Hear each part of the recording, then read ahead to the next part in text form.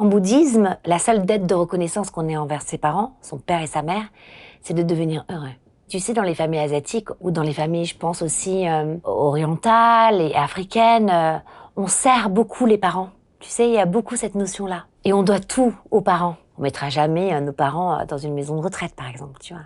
On va les garder chez soi jusqu'au bout. C'est très important. Mais aussi, on peut s'oublier beaucoup. Moi, je pensais que j'étais née pour rendre heureux mes parents et les autres. Et que moi, je n'existais pas.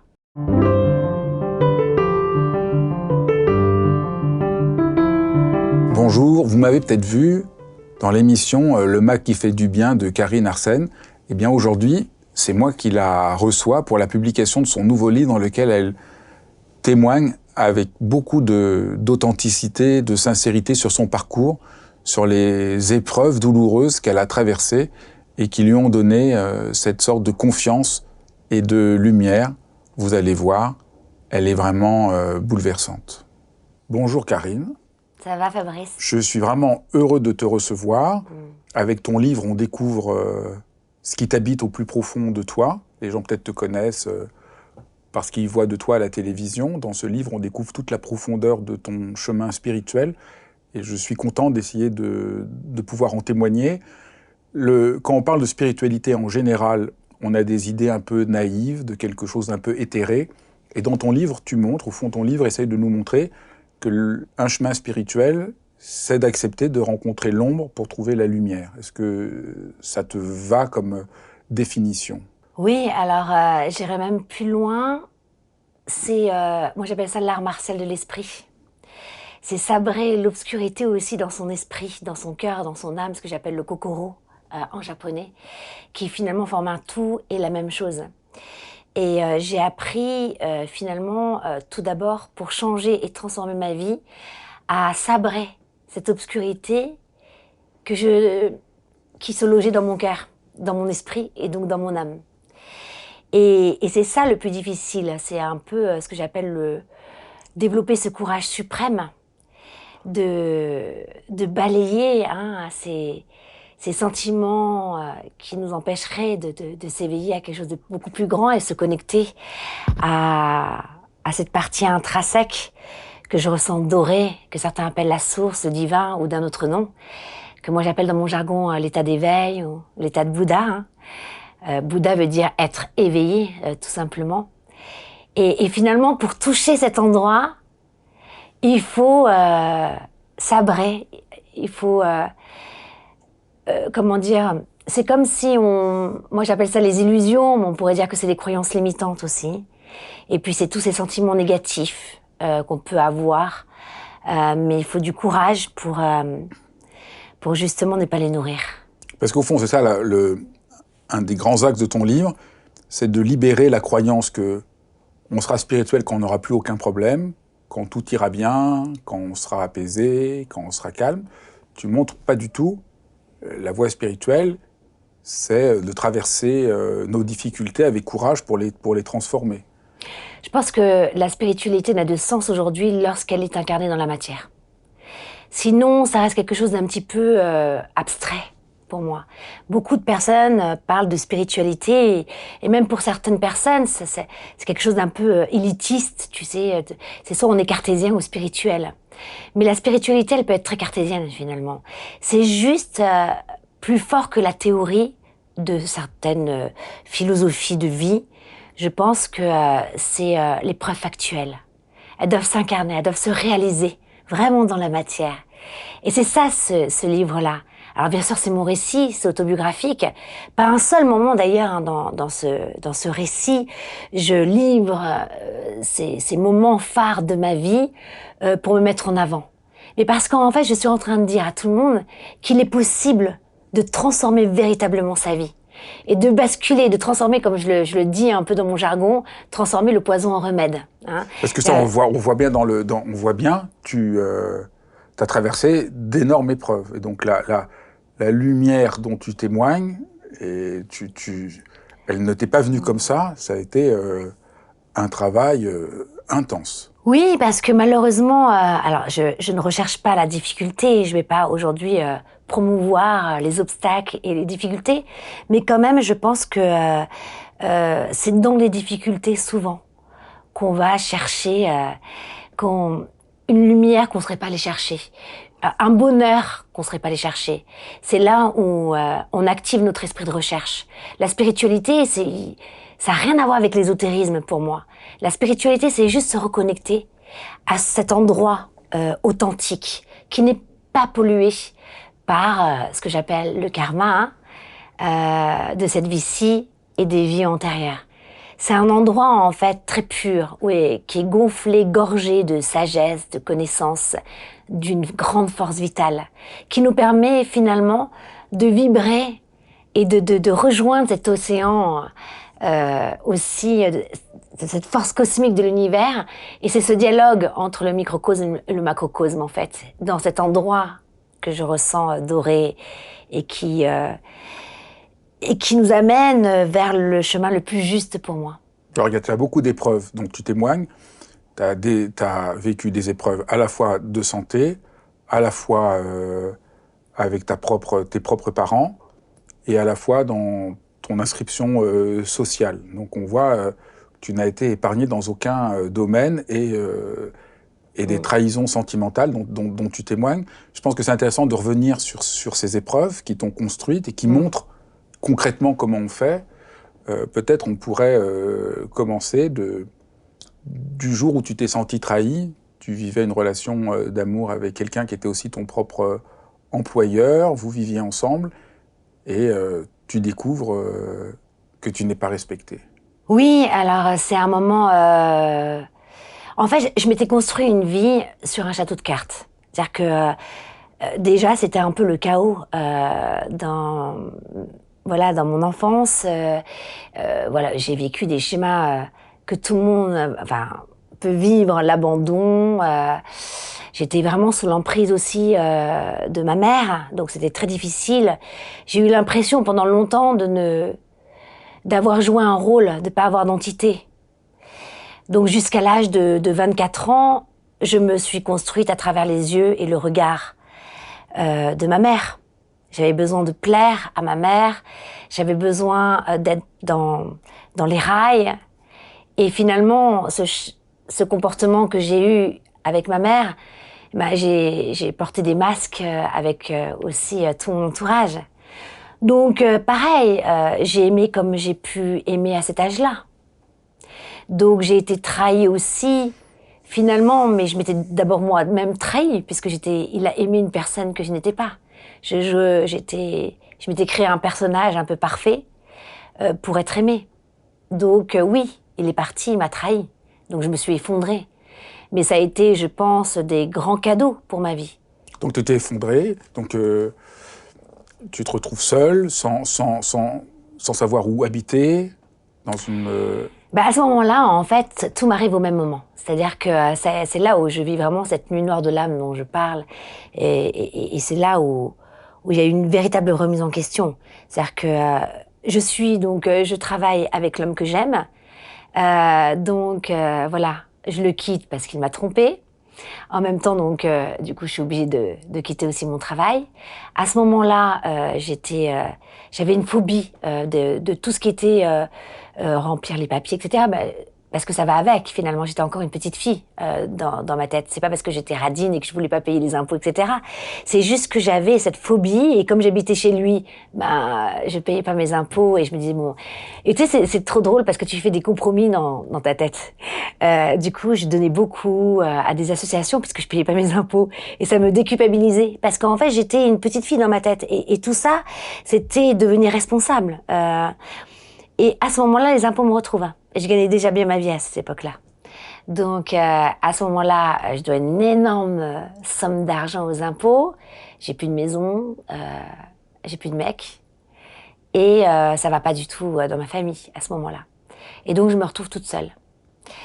Et à ce moment-là, j'ai un mal-être. Il faut savoir aussi que moi, je suis arrivée dans la vie avec beaucoup de maladies psychosomatiques. Hein. J'avais des crises de tétanie tous les 2 jours, je tombais dans la rue. J'avais des migraines ophtalmiques tellement fortes, tellement vraiment violentes, que je me réveillais le matin avec des yeux au beurre noir. C'est-à-dire que ça me faisait tellement mal, je somatisais tellement que le matin, j'avais un œil au beurre noir. Tu vois, donc, pour te dire, comme j'étais Dans la souffrance. dans une grande souffrance. Et là, je me retrouve comme ça, seule. Alors comment tu traverses ça? Parce que c'est ça au fond dont on essaye de parler. Comment, au lieu de sombrer de cette épreuve-là, ça va être l'occasion pour toi d'essayer de trouver une forme de lumière? Ben, j'ai sombré, d'abord. C'est-à-dire que, heureusement, j'ai quand même été toujours un peu protégée à travers cette histoire et toutes les histoires que je raconte dans mon livre, mais j'ai sombré, je voulais mourir. J'ai fait une tentative de suicide. Alors je raconte tout ça avec beaucoup de légèreté, parce que j'ai transformé ces souffrances en joie aujourd'hui, donc je le dis, hein, c'est comme des songes maintenant. C'est plus des histoires qui me permettent d'encourager et de dire à tout le monde qu'il est possible de s'en sortir et d'être encore plus heureuse que si j'avais pas traversé finalement ces obstacles dans la vie. Et donc, je me suis ratée, bien entendu, parce que je pense que je voulais pas véritablement... c'était un cri au secours, tu vois. Mais quand même, je suis passée à l'acte. Ce que je ferai plus jamais aujourd'hui. Et je me suis ratée, et là, je me suis dit, et je me rappelle, je pleurais, tu sais, dans le côté un peu drama queen. Même la mort ne veut pas de moi. Et à ce moment-là, je me suis dit, ben voilà, j'ai deux choix. Soit là, je me rate plus et je meurs vraiment, ou soit je deviens la femme la plus heureuse qui soit. Et là, je me rappelle de ces moments où je voyais des... Voilà, je viens d'une famille bouddhiste, je suis, comme je le dis dans mon livre, je suis tombée dans le gong quand j'étais petite. Et là, je me rappelle du bouddhisme et je me dis peut-être que c'est la clé. Tu sais, on se raccroche à la foi lorsqu'on on a tout essayé en fait, et qu'on est dans de véritables impasses.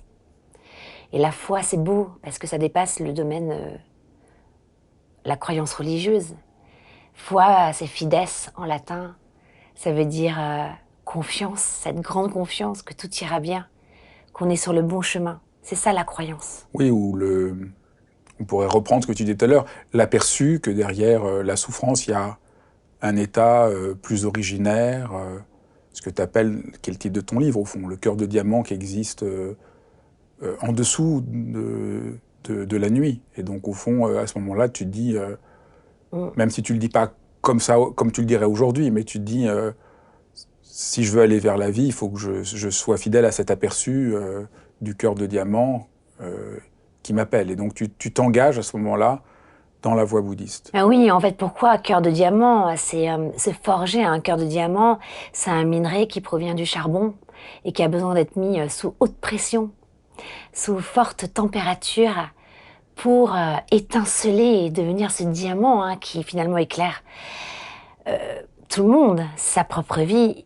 mais aussi qui envoie des faisceaux à l'extérieur. C'est pour ça que j'aime beaucoup aussi la notion du diamant. Et c'est la même chose, il en va de même pour un être humain finalement, tu vois. C'est que, comme je disais, on recherche pas les difficultés, mais c'est quand même dans les difficultés qu'on peut vraiment s'entraîner, polir son soi intérieur. Alors comment cet acte de foi et cet engagement dans la voie bouddhiste va te permettre de lever un peu la tête hors de l'eau? En fait, il y a deux choses. Il y a l'étude qui permet aussi... je me suis beaucoup appuyée sur l'étude, où là, j'ai pu balayer finalement certaines illusions, certaines croyances limitantes. Par exemple, que moi, je pensais que j'étais née pour rendre heureux mes parents et les autres. Et que moi, je n'existais pas. Et que c'était ma dette de reconnaissance. Et puis, tu sais, dans les familles asiatiques, ou dans les familles, je pense aussi... orientales et africaines, on sert beaucoup les parents. Tu sais, il y a beaucoup cette notion-là. Et on doit tout aux parents. Tu vois, les Occidentaux, c'est un peu autre chose. Les parents sont un peu dévoués, c'est un peu l'adulto, etc. Et je trouve ça magnifique aussi. On est là aussi pour chérir. On mettra jamais nos parents dans une maison de retraite, par exemple. Tu vois, on va les garder chez soi jusqu'au bout. C'est très important. Mais aussi, on peut s'oublier beaucoup. En tout cas, c'était pour moi. J'ai parlé en mon nom surtout. Et en bouddhisme, la seule dette de reconnaissance qu'on ait envers ses parents, son père et sa mère, c'est de devenir heureux. Donc ça, c'était un grand choc. Donc ça, par l'étude, tu as une sorte de séisme et tu te rends compte que la manière dont tu as de te sacrifier n'est pas juste. N'est pas juste, et puis ça me sauve, ça veut dire que j'ai le droit d'exister. J'ai le droit de reprendre mon plein potentiel.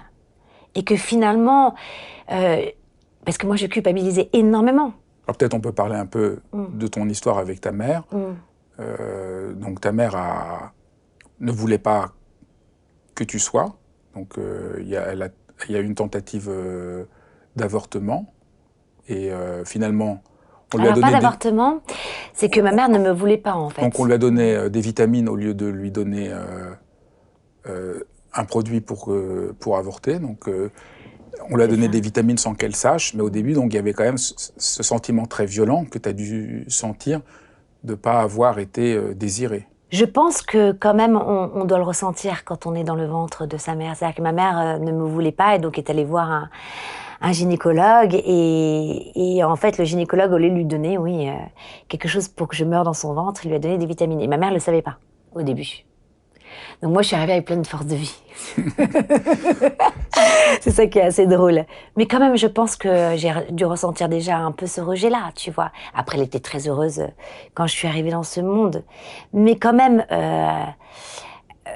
comme elle me le dit aujourd'hui, parce qu'on a vraiment transformé notre relation à 180 degrés. C'est extraordinaire. Vraiment, c'est vrai que le point de départ de chaque chapitre, c'est un peu... alors, je raconte de façon légère, mais c'est quand même des grands combats. Mais à la fin, ça devient un miracle. C'est-à-dire que je vis des grandes joies qu'on pense ne pas pouvoir finalement transformer dans une vie. Et aujourd'hui, avec ma mère, j'ai des rapports que je ne pensais même pas un jour Mais parce que tu as eu aussi le courage, comme tu le racontes, de voir à quel point c'était vraiment terrible. Donc après cette naissance, ta mère est vraiment très dure avec toi en tant qu'enfant et assez violente. Et tu racontes avec une manière très poignante comment t'es terrorisée de ne pas faire bien, qu'elle soit en colère. Disons que je marchais sur des œufs. Je savais plus ce qu'il fallait faire pour plaire à ma mère. Donc c'est une vie, c'est une vie de terreur intérieure, oui. Énorme. Vraiment. Et je somatisais tous les jours. Et d'ailleurs, je me réveillais jusqu'à l'âge de 30 ans. Vraiment, je me réveillais en me disant... La première question que je me posais, c'était est-ce que ma mère m'aime aujourd'hui ou pas? Je ne sais plus ce que j'ai fait hier. Tu te rends compte? Donc c'est vraiment l'intensité d'un trauma très fort. Et ce qui est fou, c'est que je me suis vraiment guérie par ma foi bouddhique, par l'étude bouddhique, par les encouragements que j'ai pu avoir. Mais voilà, je suis arrivée, si tu veux, très handicapée dans la vie. Et j'ai jamais fait de psy, d'ailleurs. J'ai jamais fait de thérapie ou quoi que ce soit. Je me suis vraiment, ça a été vraiment ce dont j'appelle cette révolution intérieure, ce nettoyage. Alors on peut raconter en balayant ces illusions. Comment ce travail avec ta mère s'est fait? Comment là, tu as pu peu à peu surmonter, et j'ai l'impression en te lisant qu'un moment important de surmonter ça, c'est de faire vraiment l'épreuve à quel point ça avait été horriblement douloureux. C'est-à-dire passer du fait que tu as juste ces cauchemars, cette peur, à sentir à quel point ça t'a meurtri. Tu racontes comment, à un moment, t'exploses en sanglots dans la rue, ça revient, et que là, tu contactes la profondeur de la douleur. Oui, alors ça, c'est vraiment, lorsque je parle de mon endométriose, qui a été un véritable cheminement de guérison et transgénérationnel. Et là, je parle vraiment en mon nom, dans mon histoire. Mais le point de départ qui a fait que j'ai transformé ma relation avec ma mère, et je pense que ça peut parler à tout le monde, c'est cette relation fusionnelle. Parce que finalement, elle existe autant, elle peut exister dans la souffrance comme dans l'amour très fort. Mais en fait, finalement, c'est de la souffrance. Elle peut être dans l'autodestruction ou l'amour très fort, mais finalement, c'est de la souffrance. C'est-à-dire, moi, je connais des relations mère-fille où elles sont fusionnelles, elles peuvent pas se passer l'une de l'autre, elles s'aiment éperdument, mais elles sont pas libres. Et elles peuvent vivre le déchirement dès qu'il y en a une qui part en voyage, ou quand il y en a une qui est malheureuse, l'autre l'est aussi. Tu vois? Alors moi, c'était pas du tout la même chose, puisque moi, c'était plutôt... j'arrivais pas à me détacher de cette emprise que j'avais et qui m'appartenait. Et finalement, ça, c'est la relation fusionnelle. Et donc tu racontes... Je raconte ça. Comment se libérer de la... Voilà, et je comprenais pas parce que j'avais eu des encouragements. Une fois, j'ai eu un encouragement bouddhique qui me dit « mais en fait, c'est comme deux bulles, tu sais, qui ne font qu'un lorsque c'est une relation fusionnelle. Et donc, t'as beau être à des milliers de kilomètres, ça change rien, c'est vibratoire. Si on a un qui a une emprise sur l'autre et vice-versa, on n'est jamais libre. Alors que normalement, une relation saine, c'est deux bulles qui vivent l'une et l'autre de façon autonome. Et en fait, elles se rencontrent dans ces deux bulles, dans ce grand respect. Et finalement, la relation fusionnelle, c'est lorsqu'elles elles fusionnent et elles ne font qu'un. C'est comme un peu les deux maillons d'une chaîne. Et donc, à ce moment-là, en fait, comment faire pour se libérer? Et c'est ça que je ne comprenais pas. Ok, je comprenais intellectuellement, mais c'était pas passé de la tête au cœur. Et donc, je comprenais pas comment me libérer finalement de ce lien fusionnel. Et finalement, tu vois, ce qui est formidable dans ce processus de travail intérieur, de ce que j'appelle la révolution intérieure, cette révolution douce, autonome, c'est qu'elle est naturelle. Et à un moment donné, en balayant au fur et à mesure tes illusions, il y a un moment donné où tu te retrouves à t'éveiller et à comprendre par toi-même, par des choses des événements qui arrivent de l'extérieur. Et ce jour-là, en fait, ma mère m'appelle à me raccrocher au nez, ce que je déteste, Oui, voilà, que je raconte dans mon livre, qui me fait monter le wasabi au nez. Et là, je me dis, là, c'est terminé. Et là, en fait, je prends conscience que avec ma mère, quelque part, je m'étais donné il y a un mot pour dire ça, cette responsabilité de la rendre heureuse. C'était ça ma relation fusionnelle avec elle. C'est qu'en fait, je ne vivais que en me disant, quand même, je dois devenir heureuse pour que ma mère devienne heureuse. Mais il y avait un pour derrière qui n'allait pas. J'avais compris que finalement, ma seule dette de reconnaissance que j'avais envers ma mère, c'était de devenir heureuse. Mais il y avait un pour derrière, pour que ma mère devienne heureuse. Donc c'était faussé. C'était devenir heureuse et plutôt se dire, maman, je te fais confiance. Ton chemin, il est parfait pour t'amener vers ton propre chemin de bonheur. Et en fait, je te laisse. C'était ça, en fait. Vraiment, se détacher de cette relation fusionnelle, c'est qu'à un moment donné, c'est dire, je te fais confiance. Qu'on pourrait dire aussi à un ami, à son petit ami, ou, tu vois, à son meilleur ami, sont des relations fusionnelles. Parce que je sais que ton chemin est parfait pour ta propre vie. Et là, tu te retires. Et là, ça fait mal. Parce que là, quand tu défusionnes, c'est là où, en fait, ça a été... c'est comme si tu crachais un peu les démons intérieurs, quoi. Tu vois, c'est 30 ans de schéma où tu te libères en un seul instant. Mais à ce moment-là, ma vie a changé. Et là, en fait, comme par hasard, ma mère a commencé aussi à changer de son côté. Parce que ça, c'est une des choses fascinantes, c'est que quand on change dans la relation, l'autre change aussi. C'est ça. Ça, c'est vraiment une sorte de loi qu'on oublie souvent. Mais il y a aussi un autre aspect, je pense, de la guérison par rapport à ta mère, c'est de comprendre aussi sa propre souffrance à elle. Parce qu'il y a comprendre aussi que disons, la souffrance qu'elle t'a infligée vient aussi de sa propre histoire. Peut-être tu peux raconter son histoire qui est vraiment très dure. Et tu as des pages plein de compassion pour ta mère aussi, qui Bien sûr, mais j'ai plein d'amour. Qu'ont dû aider à transcender la douleur. Ça. Et j'en parle aujourd'hui librement parce que je le dis dans mon livre, que j'ai demandé à ma mère si je pouvais parler librement dans mon livre.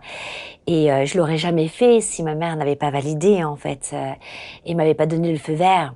Mais vraiment, pour terminer, juste avant de raconter cette histoire avec ma mère, c'est vraiment important que les gens comprennent que, en fait, ces deux maillons, si j'avais attendu que ma mère se libère, finalement, et si ma mère avait attendu que je me libère, on serait encore enchaînés. C'est comprendre en fait que dans le karma, on est à 100% responsable de tout ce qui nous arrive. Et donc, j'ai pas donné 50% de responsabilité à ma mère ou 80%. J'ai pris l'entière responsabilité. Et là, je me suis détachée. Et parce que je me suis détachée, ma mère peut se détacher. Ou vice-versa. Et j'allais pas attendre. On va pas attendre que l'environnement, finalement, fasse le travail. Peut-être qu'elle l'a fait au même moment que moi. Je suis pas en train de m'enorgueillir en disant que c'est grâce à moi. Non, mais on comprend bien. Tu vois, c'est ça.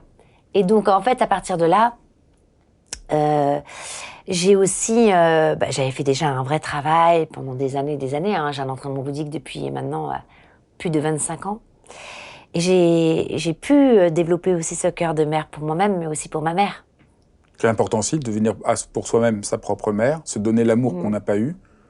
Mais j'aurais bien que revenir sur... Et pour pouvoir parce que revenir je à ma trouve mère, que c'est vraiment important de sentir que de remettre la personne dans sa propre prison à elle. C'est ça. C'est-à-dire que j'ai arrêté de voir ma mère comme une enfant qui en demande d'un amour, voilà, qui peut être légitime, cela dit, hein. Un amour sain qu'on attend d'une mère. J'ai vu ma mère en fait comme un être humain. Raconte-nous un peu l'histoire de ta famille qui est quand même très singulière. Oui, ma grand-mère vient donc mon arrière-grand-père était mandarin au Vietnam. Donc, je viens d'une famille indienne, vietnamienne. Mon arrière-grand-père mandarin. Ce qui est intéressant, c'est plutôt ma grand-mère vietnamienne, donc qui se marie donc avec mon grand-père qui est indien. Donc, c'est un mariage arrangé, hein, de nobles, bien entendu. Et ma grand-mère disait, ils étaient tellement riches, hein, toute la rue principale de Hanoï appartenait à ma famille. C'est une princesse, en fait. Hein, et ma mère avait une vie de princesse. Hein. Chaque enfant dans la maison avait un serviteur qui s'occupait d'eux, tu vois. Et ma grand-mère disait, le jour où on n'aura plus d'argent, c'est le jour où il y aura plus d'eau dans la mer. C'est-à-dire que mon grand-père amenait des joyaux tous les soirs à la maison, et puis les communistes sont arrivés, et puis la vie a changé en un instant. La monnaie a changé, et ils ont dû partir voilà, du Vietnam. Heureusement, mon grand-père avait francisé toute la famille, et donc on n'a pas été boat people. Ils ont été rapatriés par la France, mais ma grand-mère est arrivée en France à l'âge de 40 ans, sans parler la langue, avec... Plus rien. Plus rien, ses enfants, tu vois. Et ta mère avait 12 ans, hein. Et ma mère avait 12 ans. Donc c'était une déchirure... Elle n'a plus vu son père non plus, puisque mon grand-père devait... son père devait les rejoindre. Et puis finalement, il a été malade à ce moment-là. Et donc, il les a pas rejoints. Donc, ma mère s'est retrouvée seule avec... orphelin de père à 12 ans, dans un pays étranger, sans plus rien. Sans parler la langue. Donc, on sent qu'en comprenant ça... c'est le même chemin de vie, en fait. Ça te permet aussi de mieux comprendre son attitude, les schémas dans lesquels vous êtes prisonnier, et d'avoir plus de compassion pour elle. Je l'ai vue comme un être humain, qui avait aussi ses propres souffrances, et qui a fait tel qu'elle a pu faire aujourd'hui, avec son éducation et tout et tous ses traumatismes, si tu veux. Donc on voit bien qu'il y a des traumatismes qui se passent de génération en génération, et que la guérison, c'est notre propre guérison, mais c'est aussi la guérison de notre propre famille. C'est ça aussi que tu montres. Il y a un moment donné, il faut que ça s'arrête. C'est pour ça que c'est important finalement, comme l'univers qui est tout le temps en mouvement constant. On doit aussi avoir ce mouvement constant intérieurement et continuer à se développer et devenir heureux. Parce que finalement, ça profite, ce qu'on dit dans le bouddhisme, ça libère jusqu'aux 7 générations passées et futures. Et je pense que ma mère aussi a fait ce travail. Enfin, on a tous activé ça, hein. Je ne suis pas en train de me donner ce rôle qui libérait toute sa famille. Mais en tout cas, moi, je l'ai fait. Quand on voit, donc là, on voit les grandes souffrance que tu as dû transcender, le côté alchimique, de transformer l'ombre en lumière, ou le plomb en or, ou le charbon en diamant. Ouais. Donc tu montres ça, ce travail, qui montre donc pour une grande part par le fait d'étudier et d'avoir une vision plus juste des choses, d'avoir une vision moins distordue. Et beaucoup aussi, c'est un livre sur le courage. Qu'est-ce que c'est le courage dont tu parles beaucoup dans le... C'est le courage de balayer la négativité. C'est le courage d'avancer lorsque on est découragé. C'est le courage de dialoguer lorsqu'on n'a pas envie de parler. Donc le courage, c'est important, ce n'est pas de ne pas être découragé, mais d'aller malgré le fait qu'on soit parfois découragé. Ouais, c'est développer ses qualités, avoir le courage de continuer à développer ses qualités humaines. En fait, c'est très concret. Hein. Pour moi, la paix mondiale, parce que c'est un mot qui est galvaudé, et puis on n'en parle pas beaucoup finalement de la paix mondiale. On parle beaucoup de la guerre, mais pas de la paix. Mais c'est ça, en fait, mon but. Je trouve que, comme disait Victor Hugo, lorsqu'on a un but noble, on tombe, mais on se relève toujours. Et finalement, c'est une tellement grande aspiration que c'est mon moteur qui me fait tout le temps avancer. Mais la paix, c'est pas quelque chose de lointain. C'est quelque chose qui se passe déjà dans notre environnement. Déjà, est-ce qu'on connaît les prénoms de nos voisins ? Est-ce que on salue la boulangère? Est-ce qu'on crée des liens dans notre quartier avec notre famille? Est-ce qu'on essaye de quand même passer à l'action lorsque c'est difficile? J'aime beaucoup aussi le fait que la cause provoque l'effet. Et que même si on n'a pas le cœur toujours à faire les choses, c'est important de planter des causes parce que c'est là où finalement il y a un effet qui se provoque dans la Tu peux donner matière. un exemple de ce que ça veut dire que les causes produisent Oui. l'effet, parce que Oui. tu donnes plein d'exemples très concrets. Bah, par exemple, lorsque j'avais pas encore le cœur à envoyer un bouquet de fleurs à ma mère, je le faisais quand même parce que la cause provoque l'effet. Et finalement, ça ouvre aussi mon cœur et ça a ouvert son cœur. Et ça peut entamer des dialogues improbables. Et je me suis rendu compte, je pense qu'il n'y a pas de résultat sans la notion d'effort. On n'a qu'à observer la nature pour voir que finalement, une fleur est obligée de passer par les 4 saisons pour vraiment s'épanouir et respirer ce parfum qui nous permet à nous aussi de prendre plaisir à regarder, à la regarder, à la contempler. Et qui nous ouvre aussi le grand soin. Donc, je crois en toutes ces notions, si tu veux. Encore une fois, je pense que la spiritualité, elle passe par l'action. C'est quoi l'aspiration dont tu parles? La grande aspiration qui permet de ne pas se décourager. Au fond, c'est ça que tu dis. Pour avoir du courage, il faut avoir l'aspiration pour ne pas se décourager. Je pense qu'on est... J'ai pas envie de laisser traverser ma vie comme une rosée du matin. Je pense qu'il y a un moment donné dans ma vie, j'ai transformé ma vie en mission. J'ai passé ces 40 jours de prière où j'ai prié 7 heures par jour pendant 40 jours, où là j'ai vécu ce qu'on appelle une illumination. Hein. Alors ça pourrait être un peu arrogant pour certaines personnes qui mettent un mot derrière illumination, mais en fait c'est très simple et on peut tous le vivre. Et c'est un moment en fait d'éveil très profond où là j'en reviens à cet endroit qui n'est pas pollué par toutes les souffrances qu'on a pu vivre dans cette vie-ci et peut-être même dans les vies passées, et qui a fait que je me suis retrouvée dans ce dialogue interconnecté du microcosme au macrocosme.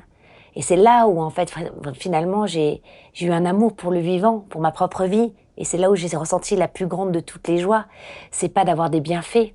C'est pas d'avoir de travailler à la télé ou de rencontrer. C'est pas un bonheur relatif à quelque chose.